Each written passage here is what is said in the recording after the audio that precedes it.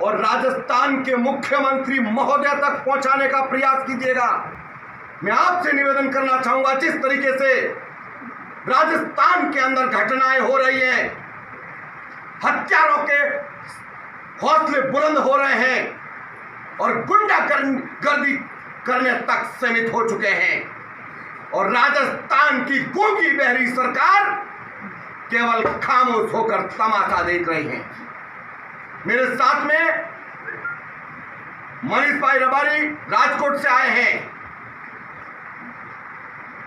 गोपाजी वासी भी पास में विराजमान हैं और देवासी समाज के इसरा गांव के लोग एवं युवा साथी यहां पर मौजूद हैं।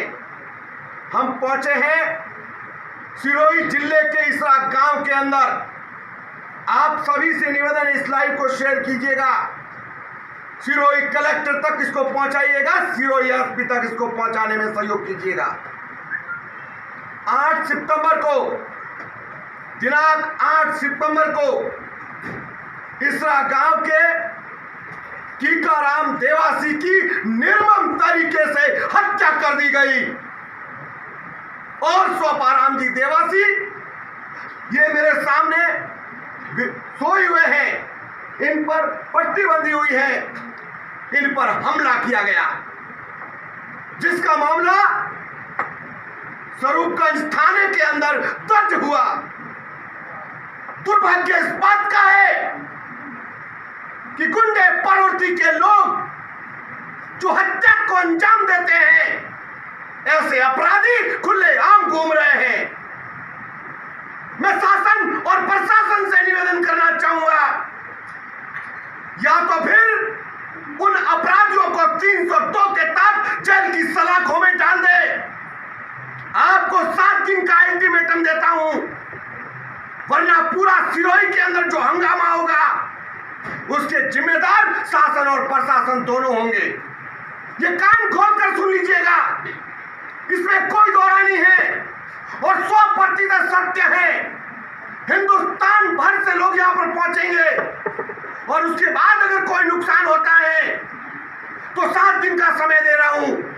7 दिन के अंदर अपराधियों को जेल की सलाखों में डाल दीजिएगा, क्योंकि आपने आज तक अभी कार्रवाई करके गिरफ्तारी नहीं की। आज अगर अपराध बढ़ रहे हैं दिनों दिन तो इसका जिम्मेदार शासन और प्रशासन दोनों है।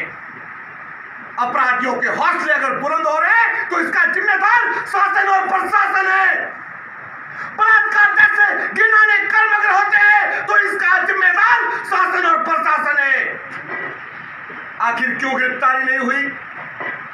क्या स्वरूपगंज थाना बिक चुका है? क्या आपको किसी ने पैसे देकर खरीद लिया है क्या?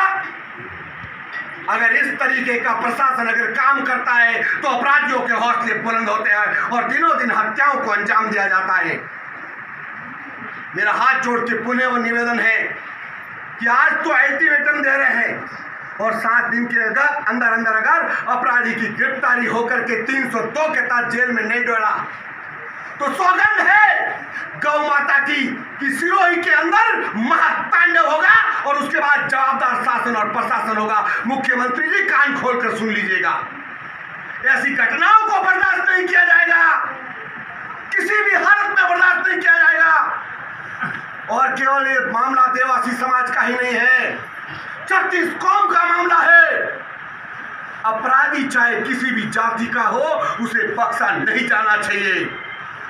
अगर देश में लोकतंत्र, न्याय और कानून है तो फिर आज 10 दिन हो गए हैं, अपराधी खुलेआम क्यों घूम रहे हैं? जवाब देना होगा थाना अधिकारी को, स्वरूपगंज के थाना अधिकारी को इस बात का जवाब देना होगा कि आपने अभी तक अपराधियों की गिरफ्तारी क्यों नहीं की, क्यों नहीं जेल भेजा। यहां तक हमला तो होता ही होता है और हत्या अगर हो जाती है, पूरा परिवार उजड़ गया, इससे बड़ा शर्म का विषय और क्या हो सकता है।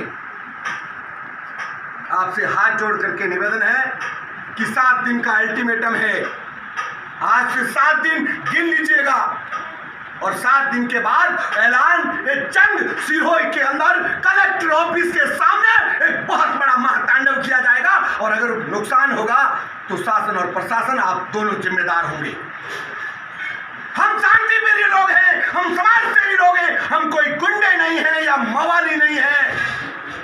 इस घटनाओं का अंजाम इस घटना की तरीके से हम भी देना जानते हैं, लेकिन हम शासन और प्रशासन और देश के कानून का सम्मान करते हैं, इसलिए कानून से उम्मीद भी रखते हैं।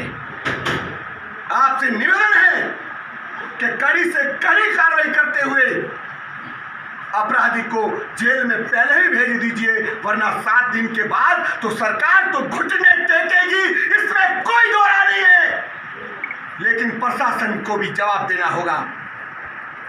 फिर उस अलग अंदाज में जवाब मांगा जाएगा, इसमें कोई दो राय नहीं है। ये लाइव माननीय स्वरूपगंज, माननीय सिरोही एसपी साहब तक भिजा दीजिएगा, ये लाइव सिरोही कलेक्टर तक पहुंचा दीजिएगा, और ये लाइव स्वरूपगंज के प्रशासन तक पहुंचा दीजिएगा कि आखिर वो किसकी कठपुतली बन करके खामोश हुए। मेरे साथ मनीष भाई रबारी हैं, ये भी अपनी बात रखेंगे। आप बताइए। जय श्री राम, जय हिंदुत्व। मैं मनीष रबारी नोंगू राजकोट से।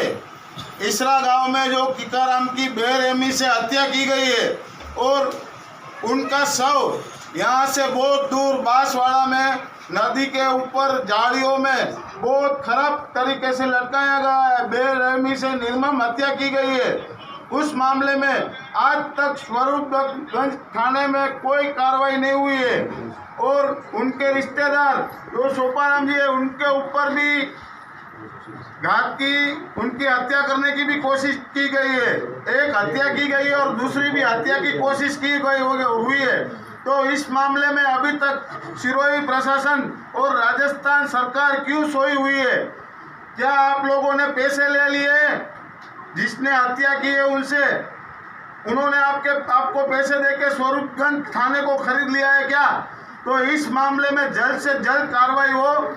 मेरे भाई श्री सुरेश जी नोरवा राजपुरोहित और हम साथ में मिलकर इन परिवार को न्याय दिलाएंगे, और अगर 7 दिन के अंदर प्रशासन ने कुछ कदम नहीं उठाया तो हम पूरा राजस्थान का देवासी समाज, ऑल इंडिया का देवासी समाज यहाँ इसरा गांव में जमा हो जाएगा, सिरोही में जमा हो जाएगा, और हमारे जितने भी गौचर है, गाय बकरी भैंस, सबको सिरोही में लाके खुला छोड़ देंगे। फिर आगे की कार्रवाई करने में प्रशासन को पानी आ जाएगा। तो हम सिर्फ इतना ही कहना चाहते हैं कि इसरा गांव में जो एक गरीब परिवार के साथ अन्याय हुआ है, गरीब बेटे का बाप आपसे मांग कर रहा है इंसाफ की, तो हम सिर्फ इंसाफ चाहते हैं, कानून अपने हाथ में लेना नहीं चाहते। कानून अपने हाथ में लेना हमें भी आता है। अगर एक आवाज कर दी तो गुजरात से ट्रकें भर के देवासी समाज, मालधारी समाज आ जाएगा, लेकिन हमें कानून हाथ में नहीं लेना है। तो हम आपसे निवेदन करते हैं कि 7 दिन के अंदर जो इसरा गांव में कीकाराम जी की हत्या हुई है और भाई जी के ऊपर हमला हुआ है, और दोनों मामले में रिपोर्ट करें और हत्यारों को जल्द से जल्द जेल में भेजें। जय श्री राम।